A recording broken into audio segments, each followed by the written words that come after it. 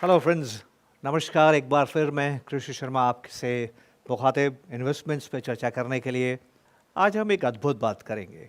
बहुत ही कन्फ्यूजन है short term and long term. मैं कहीं भी जाता हूँ, बात ये होती है कि इसकी व्याख्या क्या है, शॉर्ट टर्म किसे कहते हैं और लॉन्ग टर्म किसे कहते हैं। ये तो हम बात करेंगे, पर ज़्यादा ज़रूरी बात ये करेंगे कि आप निवेश किस प्रकार का कर रहे हैं। कुछ निवेश है जो कि शॉर्ट टर्म के लिए बेहतर होते हैं, कुछ निवेश है जो मीडियम टर्म के लिए बेहतर होते हैं, और कुछ निवेश है जो लॉन्ग टर्म के लिए बेहतर होते हैं। Equity mutual funds, equity mutual funds एक अद्भुत निवेश करने का जरिया है।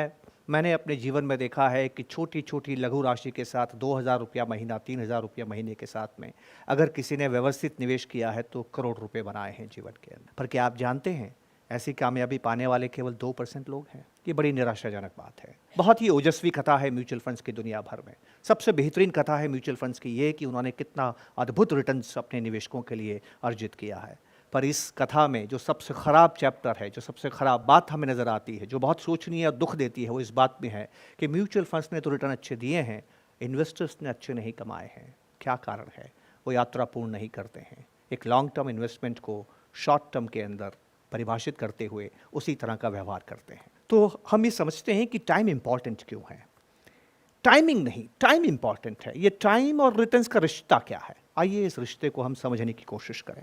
मैं आपसे थोड़ी सी टेक्निकल बात करूंगा, माफ़ी चाहता हूं, एक आम भाषा में बात नहीं कर पाऊंगा, क्योंकि टेक्निकल बात यह है कि शेयर्स के दाम तय कैसे होते हैं।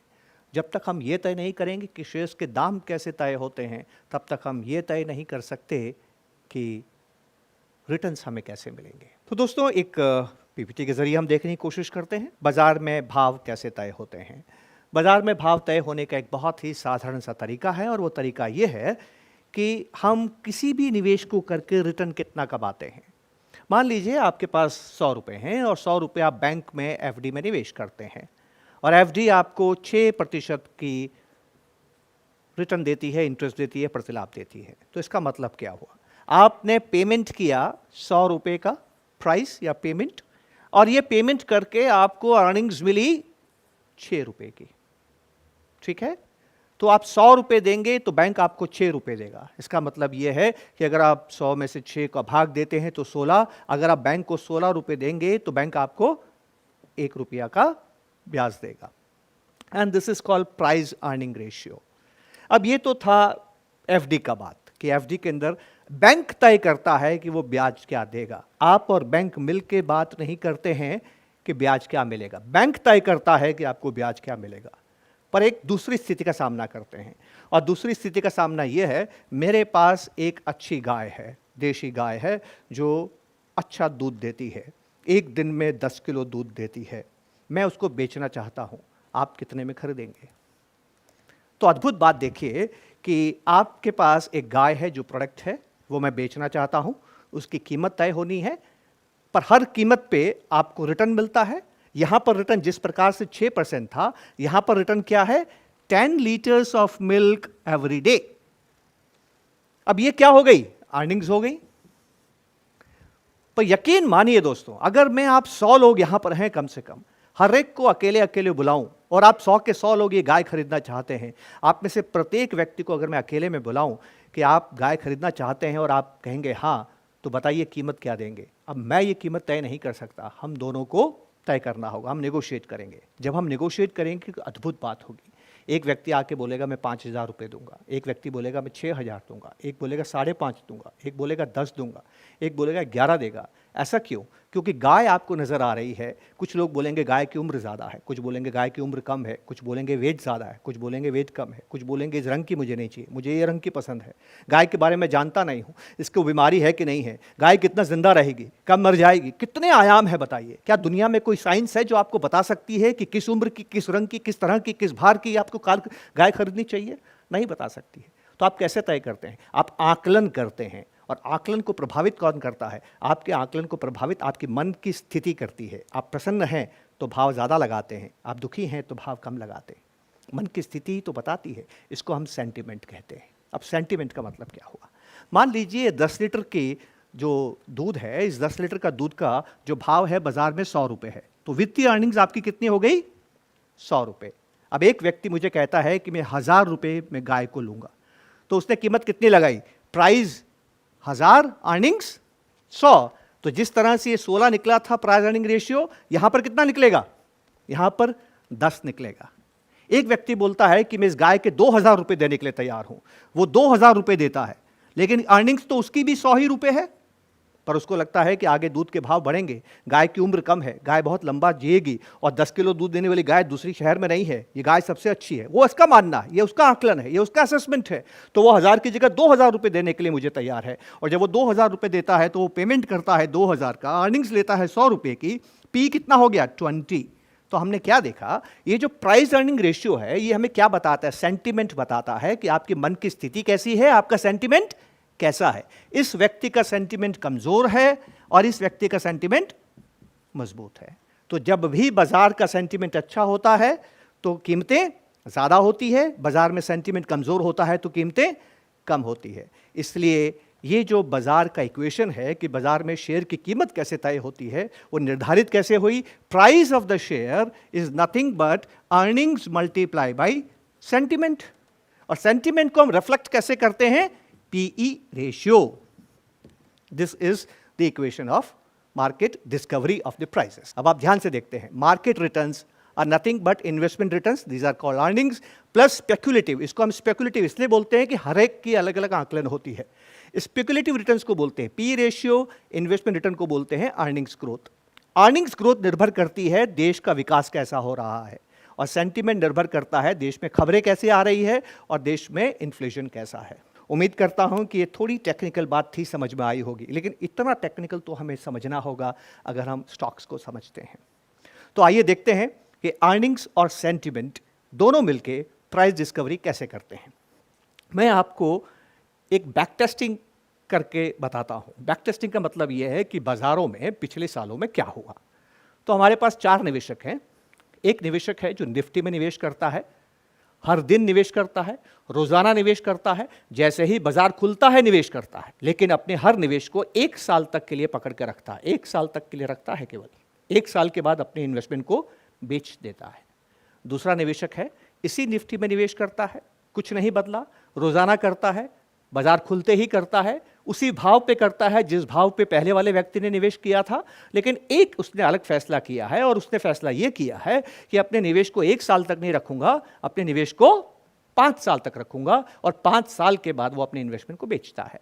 इसी प्रकार एक तीसरा व्यक्ति है जो कुछ भी शोध नहीं करता है, कुछ मेहनत नहीं करता है, बाजार खुलते ही निफ्टी में निवेश करता है, उसी भाव पे करता है जिस पे पहले वो दूसरे व्यक्ति ने किया था, लेकिन अपने फैसले में एक थोड़ा सा बदलाव करता है। वो ये कहता है कि मैं अपने निवेश को 5 साल तक नहीं रखूंगा, 1 साल तक नहीं रखूंगा, मैं अपने निवेश को कम से कम 10 साल तक रखूंगा।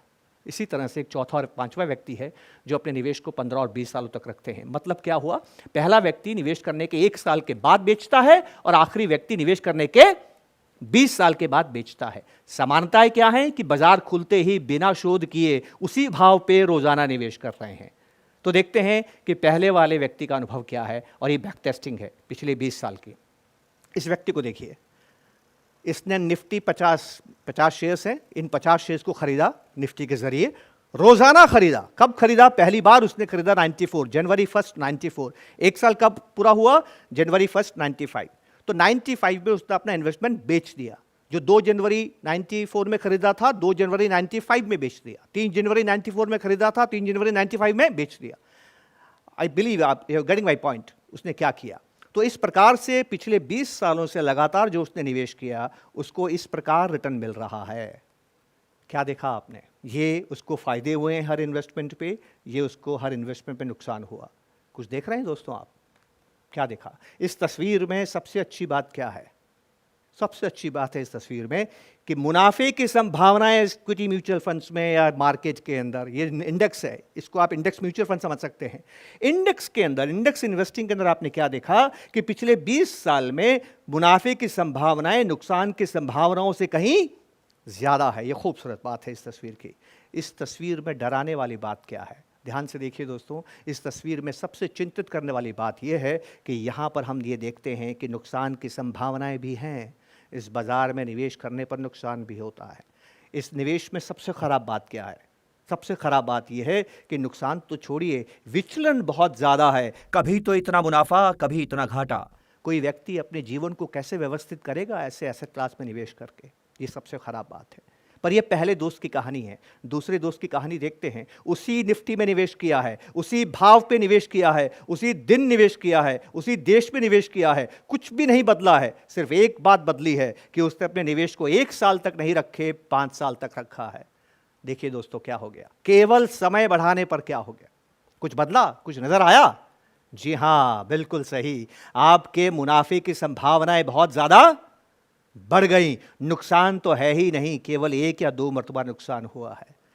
समय बढ़ाया आपने, कुछ नहीं किया। हर बात समान है, बदला है तो केवल समय बदला है। 1 से 5 हुआ, आपका नुकसान कम हो गया, गायब भी हो गया और फायदा आपका बढ़ गया। विचलन भी कम हो गया, वोलेटिलिटी भी कम हो गई। लेकिन यहां मत आगे चलिए, ये तो 5 साल है, सारी बातें सेम रखते हैं, सिर्फ वक्त बदलते हैं। एक दोस्त 5 की जगह 10 साल तक निवेशित रहता, आप देखिए एक बार भी नुकसान नहीं हुआ। तो मैं ये कह सकता हूं कि अगर आप लंबे समय तक निवेश करते हैं तो इक्विटी के अंदर निवेश करने की जो नुकसान की संभावना है वो न्यूनतम हो जाती हैं, लेश मात्र रह जाती हैं, गायब हो जाती हैं। 10 साल में वोलेटिलिटी कितनी कम हो गई। 15 साल देखिए, इससे बेहतर है 20 साल तो देखिए, आपको आनंद आएगा। वोलेटिलिटी नहीं है, एक बार भी नुकसान नहीं है। और हर इन्वेस्टर का, चाहे उसने इस साल जमा किया हो पैसा या 15 साल बाद पैसा जमा किया हो, हर एक स्थिति में उसका रिटर्न एक ही प्रकार है। हिंदुस्तान में भी पिछले 20 सालों में कुछ म्यूचुअल फंड की योजनाएं ऐसी हैं जिन्होंने वॉरेन बफेट की ही भांति सीएजी रिटर्न अर्जित किया है। जब आप लंबा समय देते हैं तो क्या मूर्ख, क्या बुद्धिमान, क्या किस्मत वाला, क्या कम किस्मत वाला, क्या दुर्भाग्यशाली, क्या सौभाग्यशाली, हर एक व्यक्ति का रिटर्न एक ही होता है। आप जानते हैं ऐसा क्यों हुआ? समझिए ऐसा क्यों हुआ।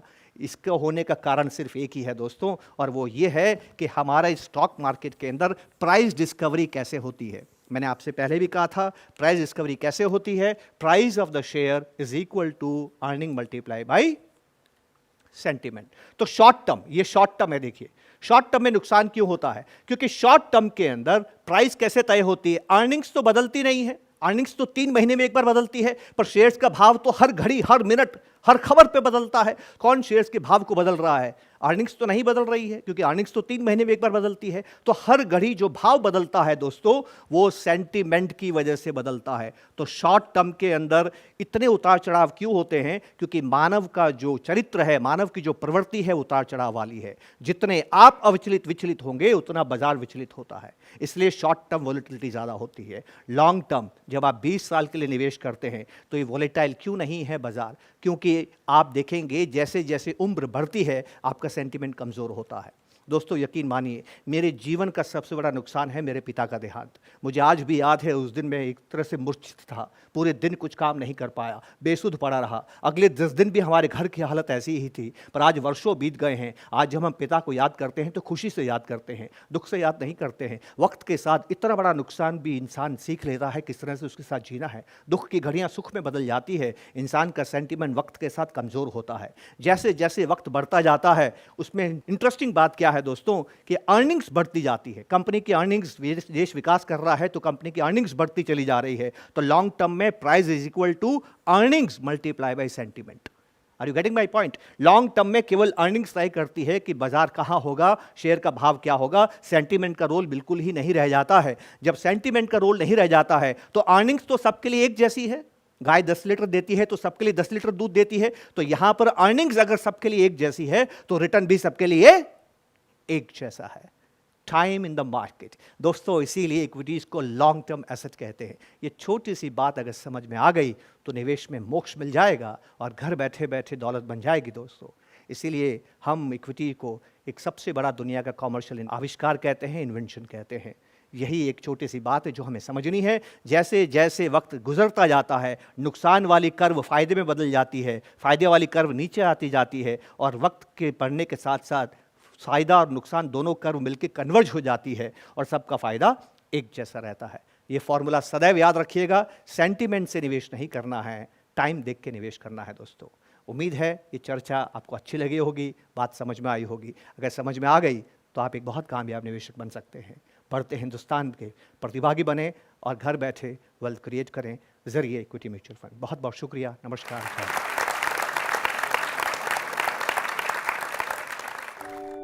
ऐसे और वीडियोस देखने के लिए सब्सक्राइब करें हमारा YouTube चैनल।